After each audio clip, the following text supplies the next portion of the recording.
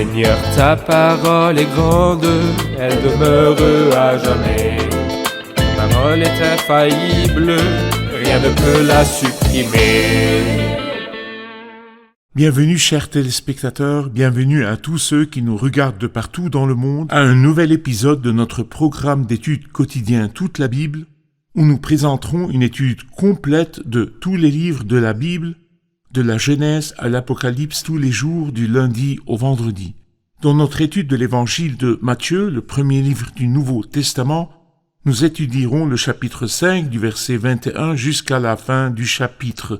Nous étudions toujours le sermon sur la montagne. C'est le premier sermon de Christ dans l'évangile de Matthieu. Laissez-moi au début accueillir mon invité, le serviteur du Seigneur, frère Youssef Riyad. Bienvenue, frère Youssef. Merci beaucoup, frère Riyad. Je voudrais aussi accueillir nos invités, soyez les bienvenus.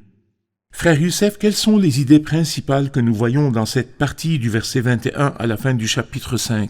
Nous avons vu que le Christ a dit dans le dernier verset, le verset 20, dans l'épisode précédent, « Si votre justice ne dépasse pas celle des spécialistes de la loi et des pharisiens, vous n'entrerez pas dans le royaume des cieux. » Ici, il nous donne l'explication de ce verset. Et il nous donne 6 applications différentes.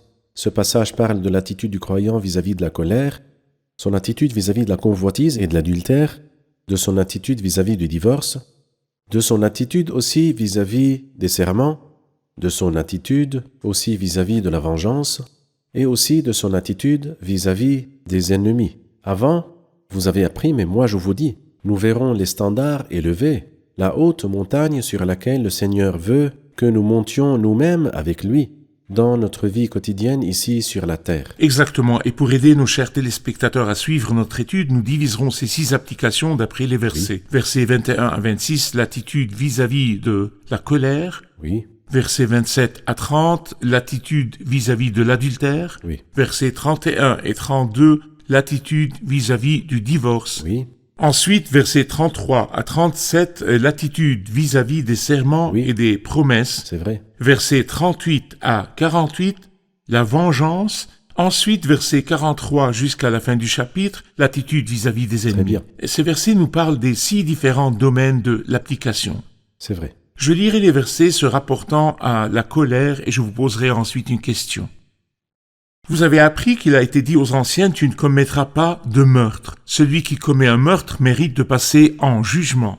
Mais moi je vous dis, tout homme qui se met sans raison en colère contre son frère mérite de passer en jugement. Celui qui traite son frère d'imbécile mérite d'être puni par le tribunal et celui qui le traite de fou mérite d'être puni par le feu de l'enfer. Si donc tu présentes ton offrande vers l'autel, et que là tu te souviennes que ton frère a quelque chose contre toi, laisse ton offrande devant l'autel et va d'abord te réconcilier avec ton frère, puis viens présenter ton offrande. Mets-toi rapidement d'accord avec ton adversaire pendant que tu es en chemin avec lui, de peur qu'il ne te livre au juge, que le juge ne te livre à l'officier de justice et que tu ne sois mis en prison. Je te le dis en vérité, tu n'en sortiras pas avant d'avoir remboursé jusqu'au dernier centime. Je voudrais votre commentaire sur ces paroles à partir du verset 21. Allez-y. Eh bien, il commence par « Tu ne commettras pas de meurtre ». Pourquoi commence-t-il par le meurtre ? D'abord parce que dans les 10 commandements, la deuxième table commence par « Si nous considérons que « Honore ton père et ta mère » fait partie de la première table », la deuxième table commence par « Tu ne commettras pas de meurtre ». Et le premier péché commis après la chute dans le jardin était le meurtre. Dans la Genèse 4, nous lisons que Caïn a tué Abel, et nous lisons aussi à propos de Lamech qui a dit avec arrogance « J'ai tué un homme pour ma blessure et un enfant pour ma contusion ». Et donc le meurtre date du début de notre histoire. Le Christ ici ne dit pas « ne tue pas ».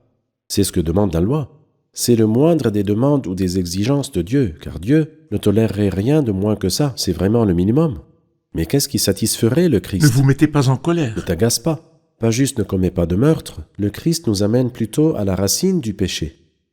Il fera de même avec l'adultère, il ira aux racines. Ici, il parle du meurtre. Les hommes tuent parce qu'ils se mettent en colère. Je vous dis de ne pas vous mettre en colère. Quiconque se met en colère et dit des paroles blessantes, c'est très mauvais et même dangereux parce que le meurtre n'arrive pas tout d'un coup, mais il provient de la colère qui se transforme en un désir de se venger et de tuer. Mais moi, je vous dis, ces paroles ne veulent pas dire que Jésus annule ce qui a été Oui. dit avant, mais il ajoute juste une C'est autre vrai. dimension. Le meurtre était le minimum de ce que la loi C'est demande. vrai. Le Seigneur dit ne commettez pas de meurtre. Mais je veux vous révéler ce qui mène au meurtre. C'est la colère. Tout homme qui se met sans raison en colère contre son frère mérite de passer en jugement. Celui qui traite son frère de raca, que signifie ce mot raca? Le mot raka signifie stupide, quelqu'un qui ne comprend pas, Ou un idiot. un idiot. Nous utilisons souvent nous-mêmes des expressions comme celle-ci. Pourtant, nous devons faire attention au fait que le Seigneur n'apprécie pas ceci et nous devrions respecter tout le monde, honorer tout le monde, comme le dit l'apôtre Pierre dans 1 Pierre chapitre 2. Donc Christ a dit une fois mérite d'être Oui. passé en jugement, une fois mérite d'être puni par le tribunal et une fois Par le feu mérite de d'être l'enfer. puni par Oui. le feu de l'enfer. Combien la colère pourrait mener C'est à une vrai. telle destinée, frère Youssef? Eh bien, certains nient l'existence de l'enfer. Mais celui qui a parlé de l'enfer et a répété plusieurs fois ses paroles sur l'enfer, jusqu'à 11 fois dans les évangiles de Matthieu, Marc et Luc, il nous parle de l'enfer, c'est le Seigneur Jésus-Christ. Et il nous dit ici que celui qui le traite de fou mérite d'être puni par le feu de l'enfer. Et en fait, celui qui parle est le juge lui-même, celui devant qui nous rendrons des comptes. C'est lui qui dit cela. C'est sa loi à lui, c'est son verdict à lui. Et personne ne peut changer ces mots parce que ce sont les mots du juge lui-même. Verset 23. Que dites-vous de ceux qui offrent leurs prières et leurs louanges, bien que leur relation soit brisée, et ils continuent à adorer bien que leur relation soit brisée? Allez-y. Je veux donc que les hommes prient en tout lieu en élevant des mains pures et sans colère, ni arrière-pensée. Et vous remarquez que ici, dans ce verset, il dit « Laisse ton offrande », c'est dans Matthieu 5, 24. « Laisse ton offrande là devant l'autel et va d'abord ». Vous verrez que dans le Sermon sur la montagne, il y a 3 chapitres et dans chacun de ces chapitres, il y a le mot D'abord. « d'abord ». Ici, il dit « va d'abord te réconcilier ». Dans le chapitre 6, demandez d'abord le royaume de Dieu et sa justice. Dans le chapitre 7, enlève d'abord la poutre de ton œil, et alors tu verras clair pour retirer la paille de l'œil de ton frère. D'abord, qu'est-ce qui vient d'abord ici? Laisse ton offrande là devant l'autel, je t'attendrai. Il ne lui dit pas prends ton offrande, va-t'en loin de moi, je ne veux pas de toi ni de ton offrande. Il aurait pu dire cela, mais le Seigneur, qui est plein de grâce, ne dit pas cela. Il dit je t'attends. Va te réconcilier avec ton frère d'abord. Définis tes priorités. Définis tes priorités, vas-y, je t'attends. Moi, j'accepte que je vienne en deuxième lieu, mais d'abord, réconcilie-toi avec ton frère, et ne viens pas à moi plein de colère et de haine et de mépris envers lui. Va d'abord te réconcilier avec ton frère, viens à moi après, moi je t'attendrai. Nous avons vraiment besoin de ces paroles aujourd'hui, frère Youssef. Oui. De l'adoration constante avec des disputes Ce n'est pas constantes. acceptable. Donc continuez d'aller à l'église, à des réunions spirituelles et garder l'offrande des sacrifices alors que les relations sont brisées entre époux et femme, entre la femme et ses enfants ou entre les frères. La parole de Dieu est claire ici. Va C'est d'abord clair, te oui. réconcilier avec ton frère, ensuite tu pourras revenir et offrir ton C'est offrande. Merci, nous ferons une pause puis reviendrons pour une question.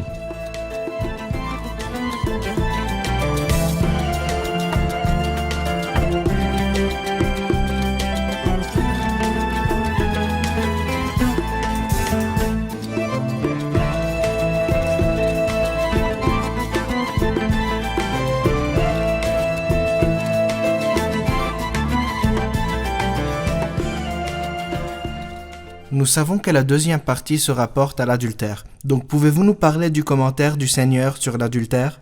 Dans les 10 commandements, ne commets pas de meurtre est suivi par ne commets pas d'adultère. Et en réalité, l'homme est allé vraiment très loin avec ces 2 péchés.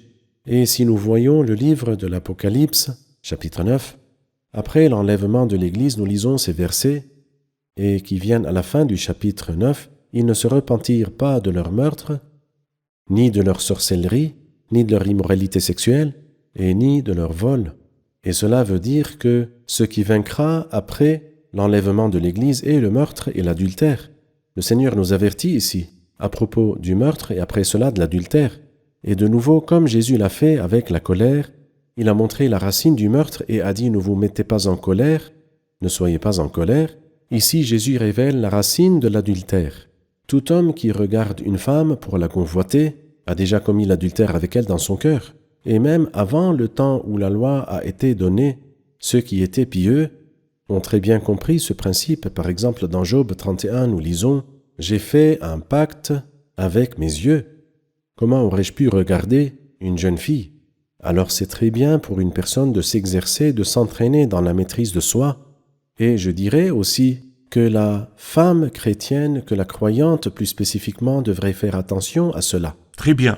Jésus a parlé du corps qui est la source de toute chose. C'est vrai. Si une personne reçoit un nouveau cœur en croyant en Jésus-Christ, elle apprend la maîtrise de soi et la pureté. Amen. Et je pense que nous ne sommes pas censés agir ici littéralement, et si ta main droite te pousse à mal agir, coupe-la, parce que même si les mains sont coupées ou les pieds sont coupés, la convoitise reste dans le cœur. vrai. Christ parle de la dimension spirituelle. Oui. Qu'est-ce que Christ a dit à propos du divorce dans les versets 31 et 32 ?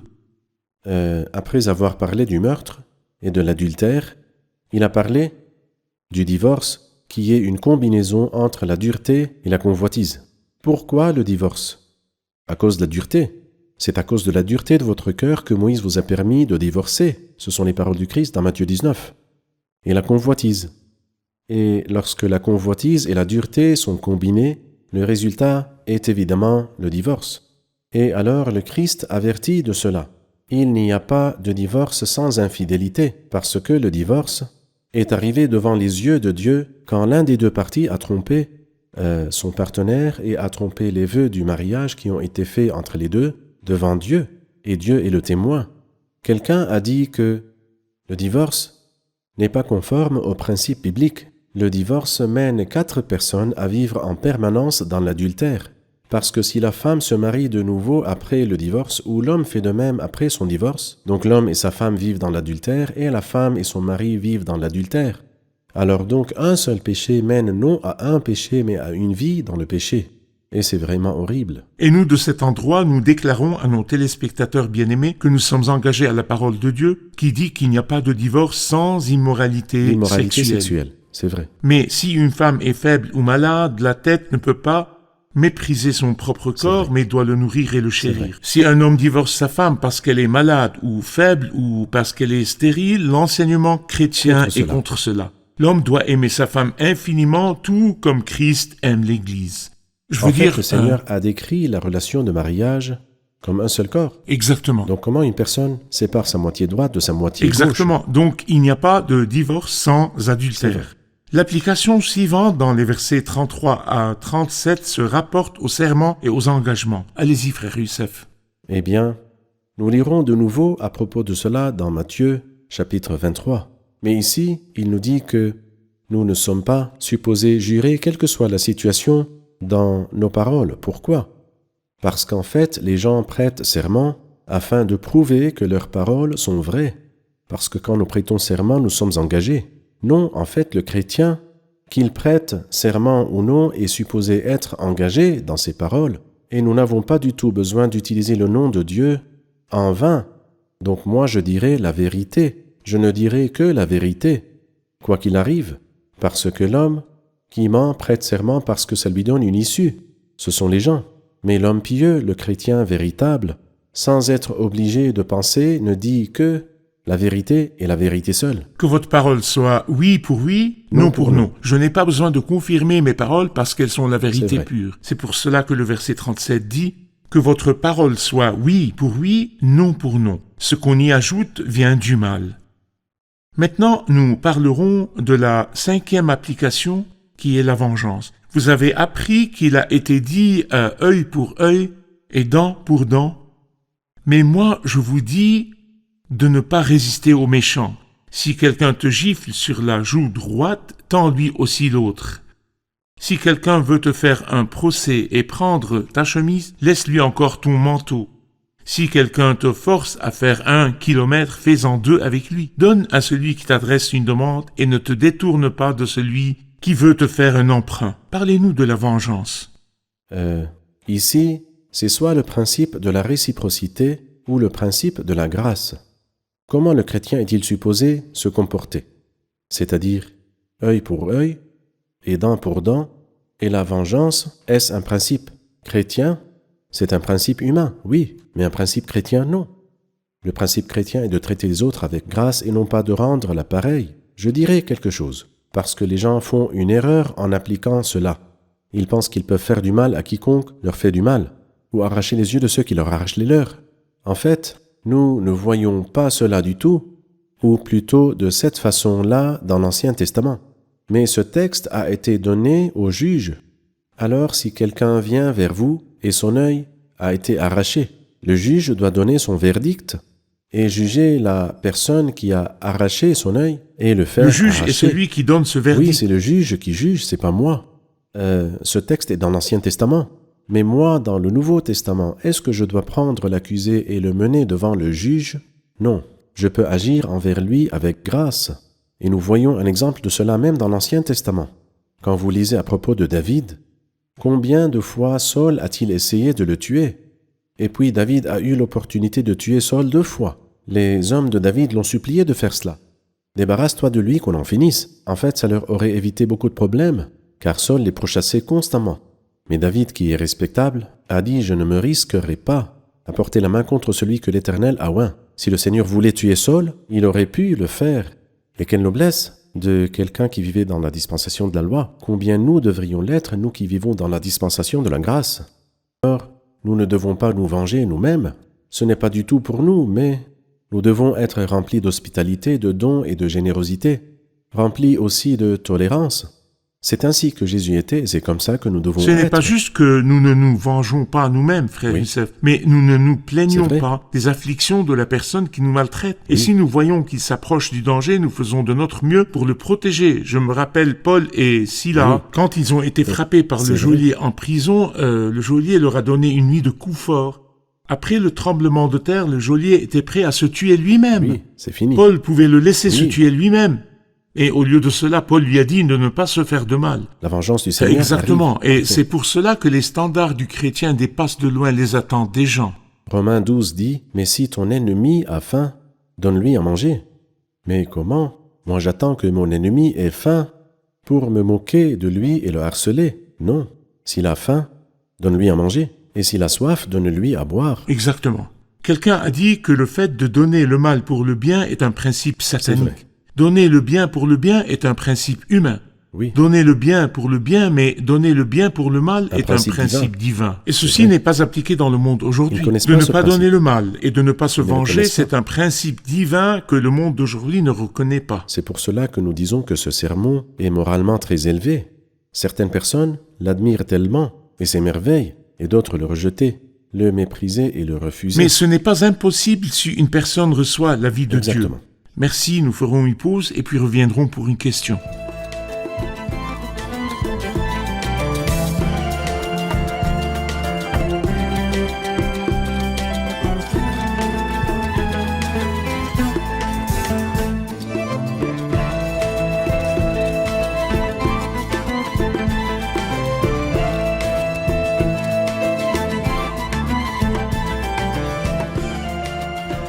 Le verset 39 dit « Mais moi je vous dis de ne pas résister aux méchants. Si quelqu'un te gifle sur la joue droite, tends-lui aussi l'autre. » Comment équilibrer entre la vengeance et nos droits? À vous, frère Youssef. Nous avons vu, et vous l'avez signalé avant, frère Ayad, qu'il y a des versets qui ne peuvent pas être lus littéralement. Par exemple, si ton œil droit te pousse à mal agir, arrache-le et jette-le loin de toi. Bon, nous pouvons arracher nos yeux, mais la convoitise demeure, pas dans l'œil, la convoitise est dans le cœur. Et vous pouvez faire tous les péchés, même si vos yeux sont arrachés, c'est-à-dire ceux qui n'ont Mais pas dans d'yeux. leur pensée. Exactement. Oui. Le même principe s'applique ici.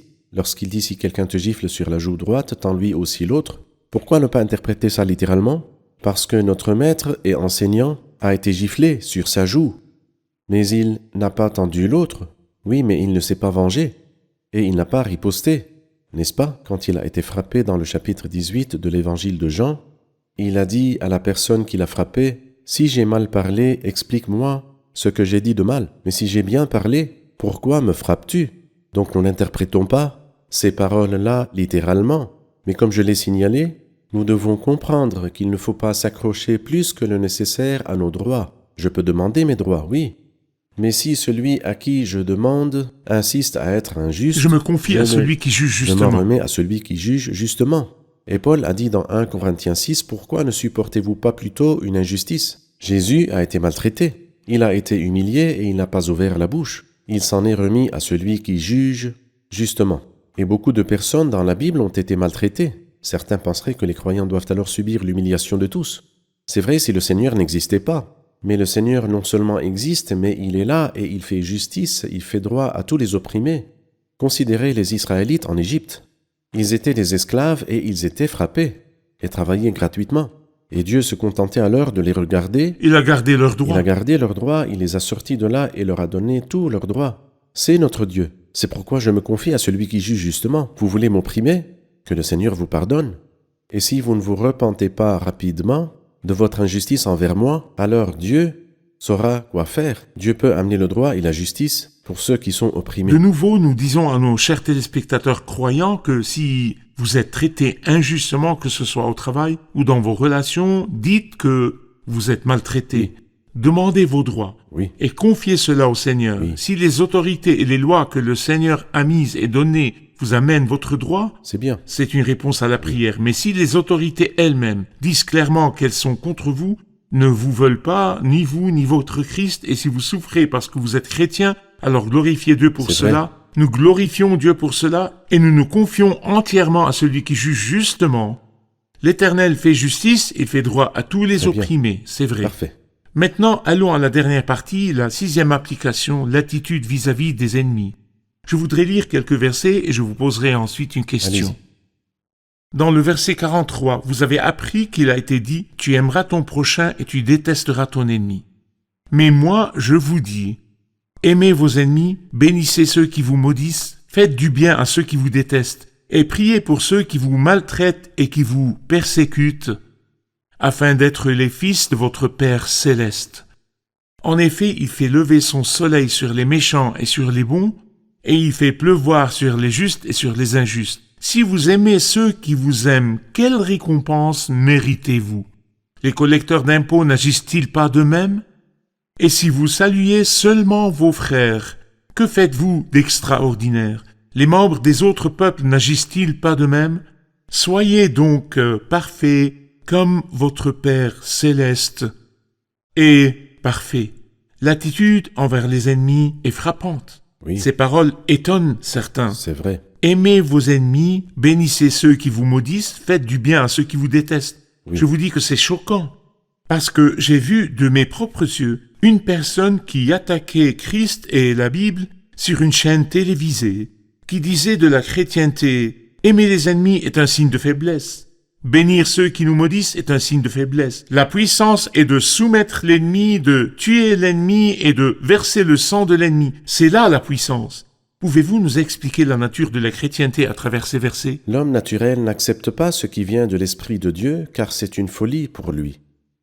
Et ce verset-là attire l'attention. Mais moi, j'aimerais montrer un autre verset avant de continuer. Vous avez appris qu'il a été dit « Tu aimeras ton prochain ». Je sais en fait d'où vient ce verset-là, mais la partie qui dit de détester l'ennemi, je l'ai N'existe cherché, pas. mais je ne l'ai pas Elle trouvé. n'existe pas Elle du n'existe pas dans la Bible. Tu détesteras ton ennemi. Même dans l'Ancien Testament, nous ne trouvons pas cela. Oui, Et combien plus à la lumière du Nouveau Testament et à la lumière de la chrétienté. Qu'est-ce que Jésus a fait avec les ennemis?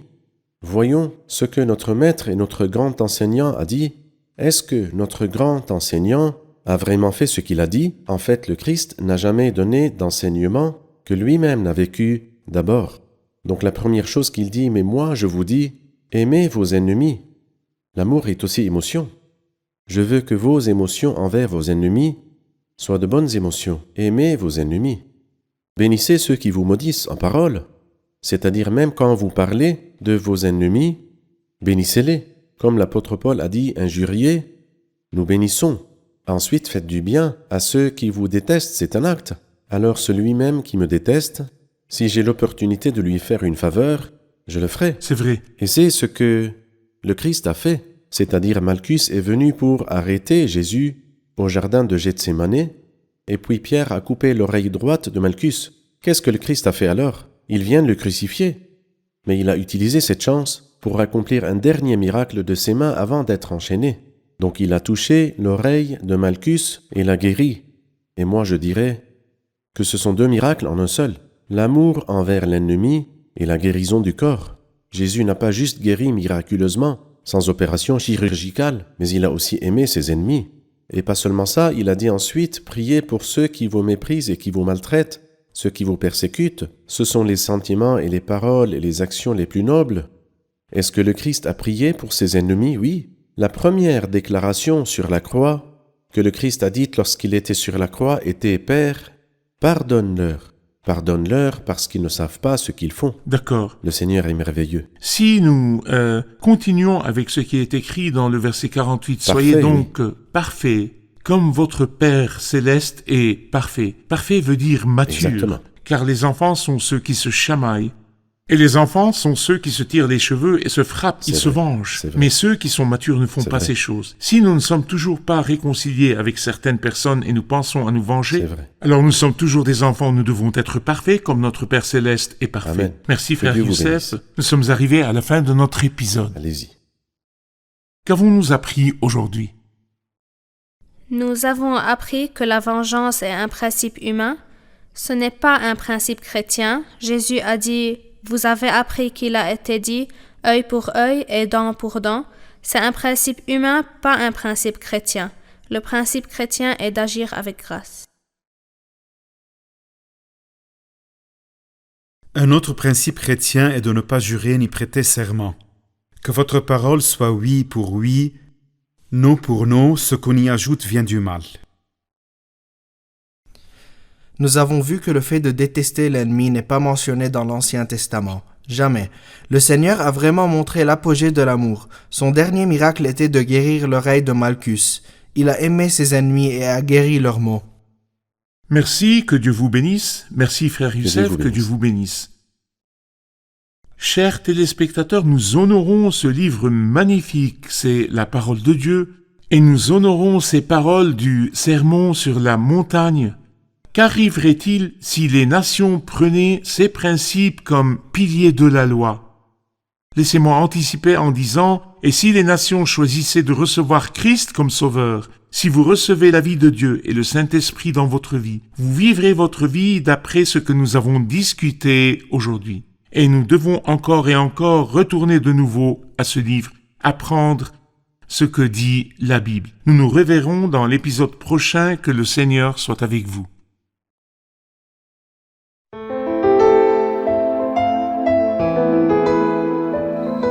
Seigneur, ta parole est grande, elle demeure à jamais. Ta parole est infaillible, rien ne peut la supprimer.